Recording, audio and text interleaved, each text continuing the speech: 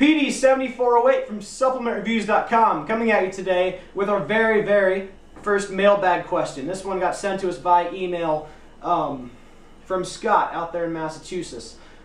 The question he asked, which is a very good one to start with, is what's the very best shoe for lifting? That's a very broad question, so today what I'm going to answer is starting with what is the very best shoe for squatting. Alright, we're going to keep biomechanics in mind here, and we're going to also use common sense. So, you can argue all you'd like, I'm up for discussion, but as for now, this is how it is, alright? In terms of brands, I'm a Nike guy, but at the same time I'm not going to discriminate just because of what type of shoe you're wearing on your feet. This is strictly what I have on hand for demonstration purposes, and we're talking about the type of shoe in general. So, I don't want to see anybody saying I'm putting a pitch out for Nike, alright? I don't really care what you wear on your feet, as long as it's making sense to what you're doing. Now, with that said, starting with the worst shoe for your feet when you're squatting, in terms of what you have available in your closet there, is going to be your traditional sneaker. Alright? The reason for this is that you don't want any cushion when you're squatting. Alright? Some people are going to say, oh, but I'm going to hurt my feet.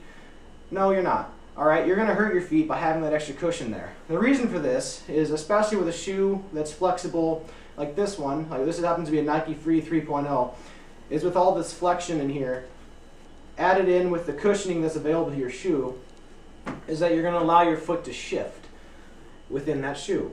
Okay? Whether you're going medially or laterally to the frontal or the posterior plane like that, it's not a good idea to have shoes that are going to allow your feet to shift within the contact with the ground. One, you're increasing your chances of injury, and two, you're losing the force your body's generating. Alright? You're making it even harder on yourself when it comes to squatting. Why would you set yourself up for an injury or take away from the potential power that you can be generating during your squat? Think of it this way. The whole point of most traditional running shoes is to absorb the force when you're running. Alright? And when it comes to lifting, you don't want that force being absorbed. You want that force being generated as high as possible, coming in contact with the ground. It helps you push that weight up. Alright? So for this one, in terms of the worst shoe in your closet, is the traditional running shoe. If you really want to get specific on the worst possible shoe to wear when you squat, you're talking Nike Shocks. Those are just awful for your feet to begin with. That's a whole other video to cover, and we're not going to get into that today, okay? Rant over right there. So number 3 out of the shoes that are good for your feet to squat in is your traditional running shoe. The second best shoe, if you have managed to be in a gym that allows it, is I would squat barefoot, because you're not having that force we just discussed being displaced all over and have that unstable base, increasing your chance of injury. If you're not fortunate enough to be squatting in a gym that allows barefoot squatting, your next best possible choice is either going to be a pair of Chucks or a pair of shoes like a Vibram 5-finger, or Adidas Fila Skeletos, or Adidas Run Pure, whatever you want to call. I don't really care. They're all about the same. They have the same concept. The reason this is better than your traditional running shoe is you're not having all that cushion in between. Okay, you're keeping flat foot contact with the floor, and you're being able to generate and transfer all of the energy you're producing during your squat. You're going to get all the power that's possible, and you're not going to have the issue of shifting. You're going to decrease your chance of injury. These are also my recommendation when it comes to a deadlift, but that's a whole other video in itself, especially if you want to get really complicated here. So your second best choice when it comes to your lifting shoe is going to be a minimalist or a shoe with little to no cushioning, such as a pair of Chuck Taylors. Even the Nike Free 3.0 has a little more cushioning than you need, especially in that heel. That's going to cause you some issues. It's going to cause you to go off balance. Trust me, you may not notice a difference now, but once you start experimenting with it, you're going to wonder why you ever tried to squat with traditional running shoes. Alright, so if you're doing it, stop. I don't need anybody getting hurt. Alright? That's not to go to say I wouldn't jump right into squatting barefoot either. Have something with a tiny bit of cushion, break your way in, especially if your feet aren't used to doing a minimalist approach. So a pair of Chucks is probably your best way to go. Oh, wrestling shoes are good as well. Okay, you got that flat bottom, little no cushioning, and you're not going to lose any of the force you transfer. Alright, now, with those two being said, the very best possible shoe to squat in, which might not come as a surprise to most of you, is going to be your Olympic style lifting shoe. Alright, these are what I squat in right here. These are the Nike Romulus 2. This happens to be their newest version of it. The original Romulus was a little bit less flexible and weighed about 50 grams more. The reason that you want this shoe is because we talked about the energy transfer, correct? Well, with this one, there's a little bit of flex in the forefoot right here, which makes it much more flexible for doing split stance stuff and lunges and other Olympic lifts, such as your push press, where you have the split stance ending, or depending on whatever style lifting you're doing. I'm not getting into that.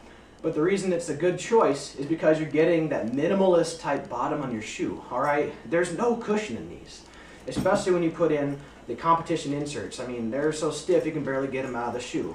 Like right here, this is solid plastic. You hear that? There's little to no give in this. These will put your feet to sleep the first few times you use it if you're not used to it. All right?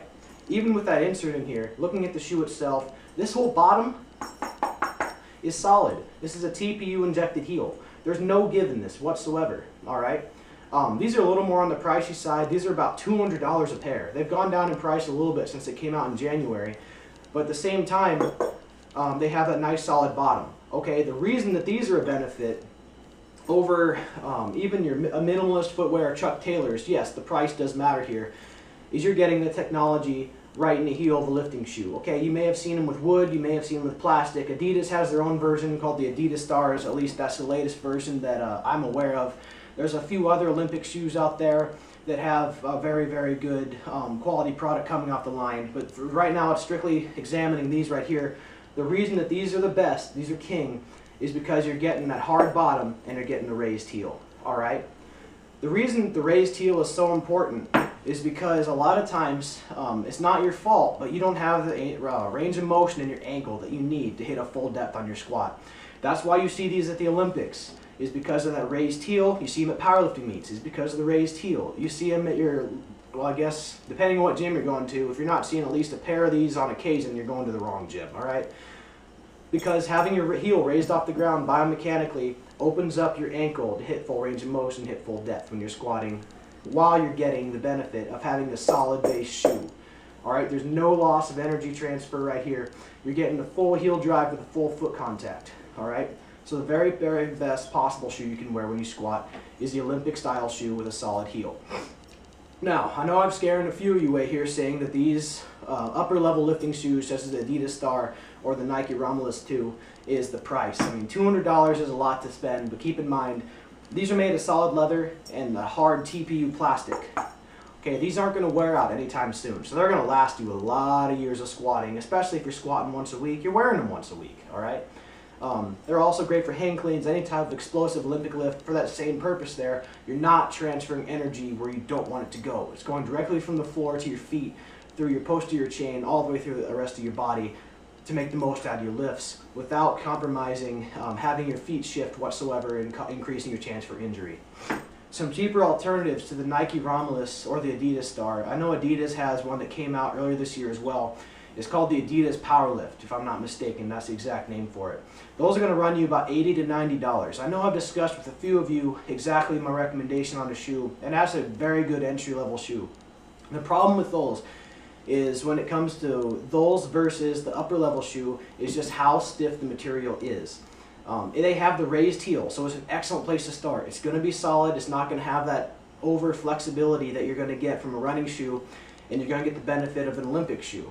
The problem is especially it's a, I believe, rubber injected heel, is that when you get towards your upper limits, 400 pounds plus, I mean, is when you start getting your working numbers here, that heel is going to start to squish, even with an Olympic shoe. This right here, it has that power bridge technology. It's not going to have the deviation to one side or the other. But the power lift, I mean, it'll be perfectly fine if you're just getting into shoes, you want something that's better than your running shoe, and you want to get that added range of motion in your ankle, then go ahead, and the Adidas Powerlift is a good place to start. Just keep in mind when you get pushing heavier weight, you might need to invest in that more heavy-duty Olympic style and quality shoe that isn't going to let your heel squish, all right? That's just something to keep in mind.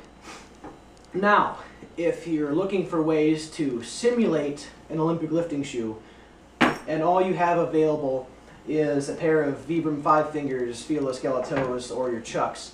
One of the best methods that I have to do with my athletes, because our university isn't exactly busting down the door to get our athletes lifting shoes, even though they're very important, is when you have your Vibrams or your Converses, get a 10-pound plate and you wedge that underneath your heels. That's going to simulate this raised heel on the Olympic lifting shoe without the cost, alright?